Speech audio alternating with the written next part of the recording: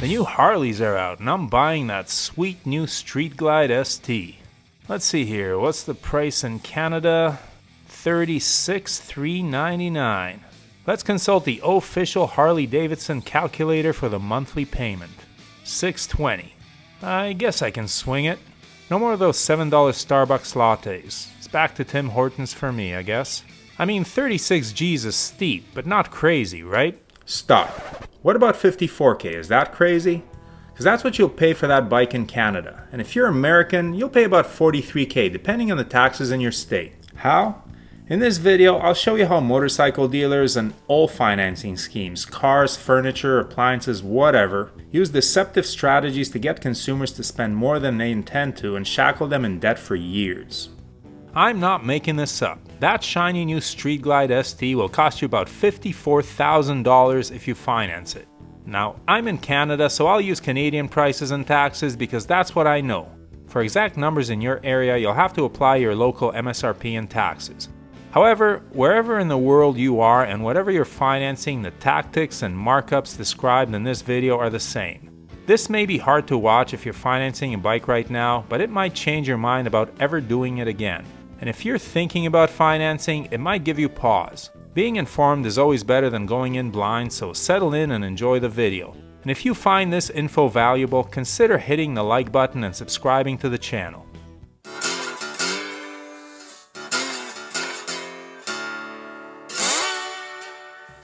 First of all, I'm not just picking on Harley. All financing works like this, but I just finished making a video on the Harley launch in which I was less than complimentary, and whenever this happens, it sets off a shitstorm in the comments. On the one hand, Harleys suck and are just status symbols for dentists and accountants. Not true. And on the other, I don't understand Harleys, I don't know what I'm talking about, and if I can't afford one, I shouldn't buy it. Well, I agree with that last point. I do have one, but it's the cheap one. You know, the girl's bike. I'm 47 and have been dumb with my money in the past, financing things I couldn't afford.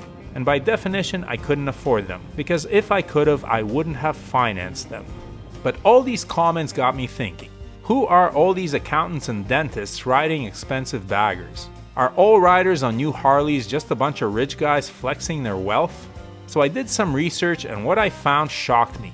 2/3 of Harleys are financed, so they're not bought by the rich. The rich don't finance assets that don't make them money. That's why they're called smart money. They take out mortgages to pay for income properties, but they don't pay back the loans themselves. The people renting the properties do. That's called smart debt. Someone else pays for your asset while your asset appreciates and your equity in it grows. A ton of people got rich that way. Debt and taxes are for the poor and the middle class, and that's where financing comes in. It puts people into debt and charges crazy interest rates, like 7%. You want to have your mind blown? In 2021, 4 out of every $10 earned by Harley-Davidson came from the interest on loans. Yes, you heard that right. Interest on loans middle-class people take out accounts for 40% of Harley's profits. The interest, not the bikes, accessories, jackets, hats, t-shirts, or what have you. That Street Glide ST you financed to ride with your dentist friend who also bought the same bike didn't cost the $36,399 MSRP listed on the website. Your friend's bike cost about $44,000. Yours cost $54,000. That's right, you paid that poor people tax, $10,000 in interest. Here's how the costs break down, and you may know some of this already, but you may not know all of it. $36,399 is the manufacturer's suggested retail price, which is nothing but a marketing technique used to give you the illusion that you can afford the bike. It gets you walking into the dealership. To that price, the dealership adds several fees like freight charges as well as fees for prepping the bike, uncrating, filling up fluids, and adjusting ergos. If you're lucky and your dealer is honest, this might run you $1,000, so you're up to $37,400. And that's being conservative. Most Harley riders put a stage 1 on their bikes to make them sound better and run cooler as well as to boost power. I did this on my Roadster, video in the top right corner, and it cost me about $1,600. Now that Street Glide is $39,000. Add Canadian taxes, brace yourselves Americans, 13%, and you arrive at the price your dentist friend paid, $44,070. And that's assuming he didn't get any other accessories or an extended warranty. By the way, the Harley calculator on the website only calculates payments on the MSRP, leaving out all the taxes and extra costs which the dealer will tack on later. This is a blatantly deceptive website tool, again meant to get you in the door. So while your tooth fixing friend pays $44, you finance the bike at 6.99 APR, let's get real, 7%, for 72 months, that's 6 years. 7% of $44,000 is $3,080, right? Yes, in the first year, but you're paying APR, annual percentage rate, 7% on the balance of your loan each year until you pay it off 6 years later. And that totals just over $10,000. Oh yeah, and generally the financing agent won't give you the final price unless you ask. They'll quote you the monthly payment of $751.14, not the $620 the website misled you to believe. And $751.14 multiplied by 72 months equals $54,082.08. But you'll get this nice box with a hog patch and a couple of pins, and this booklet, and a free t-shirt. One more tidbit of information you might want to consider is this. Your rich buddy who bought for cash and paid $10K less than you for the same thing, you're subsidizing his ride. Because 2/3 of Harley buyers finance their bikes, they're effectively paying thousands more for them in interest. This allows the company to drop prices overall on all the bikes and still make big profits. If no one financed, HD would have to charge your buddy thousands more to get their profits up to where they are now. How about that? You got your friend a discount by paying more. Maybe you'll get a free toothbrush on your next visit. If this is hard to hear and you want to let me have it in the comments, please know that I'm not making fun of you. Brooke and I have been there. We've been dumb with our money throughout our adult life, and we were those people who made pretty good money yet always managed to be juggling another payment on some depreciating asset that seemed like a good idea to buy at the time. Robert Kiyosaki wrote the world's highest-selling book on personal finance, and in it he describes the phenomenon of middle-class people getting caught up in the rat race of consumption and debt, juggling a mortgage, car payments, numerous bills. Hell, some people are financing furniture and appliances, even clothing and jewelry, and paying interest on everything they own. I know I sound like one of those annoying people who quit smoking and now goes around preaching about the evils of cigarettes. And I realize it's a free country and you can do what you want with your money. I'm not a financial advisor and other people's decisions don't impact my life, but I've got a platform and feel the need to share the info you won't hear on other channels. This is the media business, and media is paid for telling people to buy stuff whether they can afford it or not. Fortunately, although this channel pays me and allows me to write this hobby off my taxes, it's only a side hustle and I won't shill for anyone. Harley defenders think I'm picking on the motor company, but there's a reason for that. All manufacturers do this. Ducati and BMW sell equally expensive bikes, but it's pretty clear from their ads that they're aiming for the rubs. That's rich urban bikers. However, Harley-Davidson prices itself as a luxury good, yet uses imagery designed to appeal to the middle class and rope people of regular means into burying themselves in debt. And it works. 2 out of 3 of these bikes are financed. There's one more myth I'd like to bust here, and that's the idea of supporting American workers. Yes, the bikes sold in North America are built, or rather assembled, in the United States. And yes, there are many HD workers supported by your purchase. But Harley Corporate also fired many of those workers when the pandemic hit. The goal of the downsizing was not to save the company. The company is huge and pretty safe. It was to increase profits. And they succeeded. Gross margin, the difference between profits and expenses, rose from 16% to over 30%. Yep, 30 cents of every dollar you spend at an HD dealer does not build the bikes, sew the t-shirts, or pay the workers. It's pure profit, which the fat cats split with the shareholders in the form of bonuses, stock options, and dividends. And you know what? I don't blame the fat cats. They're paid to maximize profits and they've done it.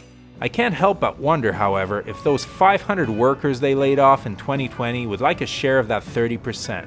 And I don't blame people for financing the bikes either. It's the culture we all grew up in, and spending money you don't have on shit you don't need is considered perfectly normal behavior. I've done it too. I'm putting this video out there to give consumers the full picture before committing to a decision which will stay with them for the next 6 years, because those $750 you'll pay each month could be invested in a solid growth asset, like Elon Floki Inu. Just kidding. You should invest in a JPEG of a bored monkey instead. Not financial advice. So now that I've nuked any chance of ever having a business relationship with a MoCo, we should probably go over some strategies you can use to not get shafted. Or if you absolutely must have a bike, get less shafted. Option 1, don't buy the bike. Keep what you're riding now, or if you're not riding anything, buy something affordable that you don't have to finance. Option 2, brush up on your wrenching skills and pick up a mint AMF era classic that was lightly modified by its previous owner. When your friends make fun of your bike, you can tell them that anything post-shovel isn't a real Harley anyways. Option 3, pick a less expensive model, like the Street Bob 114. Just be aware that if you apply the same process to that $18,500 MSRP with a Stage 1, all other expenses, taxes, and interest on financing, you will have paid old Johan $26,600 once your 72 months are up. Seriously, consider the less pricey models. The $10,000 MSRP difference between the Road Glide and the Road Glide ST is almost all margin. It's better to finance a less expensive bike and later save up and pay cash for a Stage 3 or 4, because then you won't be paying interest on the upgrade. Also, if you increase the size of your monthly payment and pay your loan down a couple of years earlier, that's 2 less years of 7% interest. A couple of pro tips here. Don't trade in your old bike. The dealer will never give you anywhere near as much money for it as you can get in a private sale, especially these days with supply chains stretched, showrooms empty, and the prices of used bikes stratospheric. It's more work to sell it yourself, but the cost of that convenience is thousands of dollars out of your pocket. Pro tip number 2, buy your accessories separately and from the aftermarket. It's easy to get carried away and bundle everything into a monthly payment on which you will end up paying interest. You'll be more responsible if you see the money leaving your wallet than if you have the dealer throw it on the bike and add it to the total. Also, the aftermarket will have lower priced stuff, and yes, it may not be as high quality as the genuine Harley-Davidson accessories, but it will do the job. Final pro tip, financing is always a bad idea, but if you have to have the bike now, get your own financing. If you go to your bank, they will probably beat that 7% interest rate by a considerable margin. The kicker is this. Harley, and possibly other brands too, even offers to finance your private purchase. Check this out. Say you want to buy a bike privately, we can offer financing on private sales. You will get the same professional service that we give our customers and package the loan with an extended service plan and accessories as well. Yep, they'll even finance that used Harley you bought from your neighbor and the accessories and warranty on it, and then charge you 7% interest on all of that. Wow.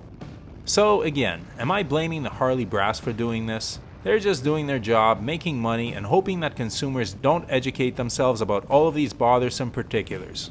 In fact, all motorcycle manufacturers and industries in general that offer financing are guilty of the same practices. And I'm putting out a video with this information so consumers do that. The younger me didn't have all of this info packaged into one video, and I might have saved myself some heartache if I had. So here you go. When you know this stuff, you can make a truly informed decision, and if you have anyone else you want to share this video with, don't hesitate to do that. I'll leave you with the famous Stanford marshmallow experiment, and if you haven't heard this one before, you may find it interesting. In 1972, researchers at Stanford University carried out an experiment on delayed gratification with 32 preschool children as subjects. In the experiment, an adult offered each child a treat, marshmallow or pretzel stick, depending on the child's preference, with one stipulation. The adult told the child that they were leaving the room and that the child could have the treat immediately or choose to wait until the adult returned. If the child waited, they would get an additional treat. Then the adult left for 15 minutes. The experiment, which has been replicated since, is fascinating to watch. Watching the kids struggle with their willpower and attempt to take their minds off the immediate reward is adorable. What's not adorable are the findings, because the experimenters followed these children as they grew up and found that the children who were able to delay their gratification ended up having better life outcomes, higher SAT scores, greater educational attainment, lower BMI, and more success in several other life measures. Yup, learning to delay gratification is important. So there's some food for thought. Harley-Davidson's financing department uses the slogan, "Freedom comes at many prices." I would add, all of them high. Maybe it should read, "Bend over and spread your..." Oh, never mind. Freedom doesn't come from being burdened by debt. The media makes you feel like you have to keep up with the Joneses, and if you don't, you're missing out. I'm here to tell you to make smart decisions for yourself. Don't be that kid eating the first marshmallow. Well, my personal bias certainly shone through on this one. I'm just bitter that I threw away so much money in my youth and my middle age. Whatever. Normally, this is the time in the video where I ask you to share your thoughts in the comments, and I have a feeling the comments on this one will be fun. Speaking of fun fact, the CVO Road Glide Limited, if financed over 6 years, will cost, ready for this, $77,360.40 Canadian. Robert Kiyosaki's book, Rich Dad Poor Dad, costs $9 on Amazon. I'll leave a link in the description. If you're interested in any of the gear that Brooke and I wear or use, or the camera equipment we use to film this channel, the links are below. Everything listed there was bought with our own money, and we are not sponsored by any company. However, the links below are affiliate links, and the channel is paid a small amount for referring you to shop at no additional cost to you. We do not recommend any products that we are not satisfied with ourselves, but we do strongly urge you to do your research and select the correct size for items like helmets and clothing. As always, thanks for watching, your support is greatly appreciated. Please hit that subscribe button, give the video a thumbs up, and leave a comment below. And whatever you ride, enjoy it. Wave at other bikers no matter what they're riding. We're all part of a brotherhood and sisterhood. Keep the rubber side down, shiny side up, and may the spokes be with you.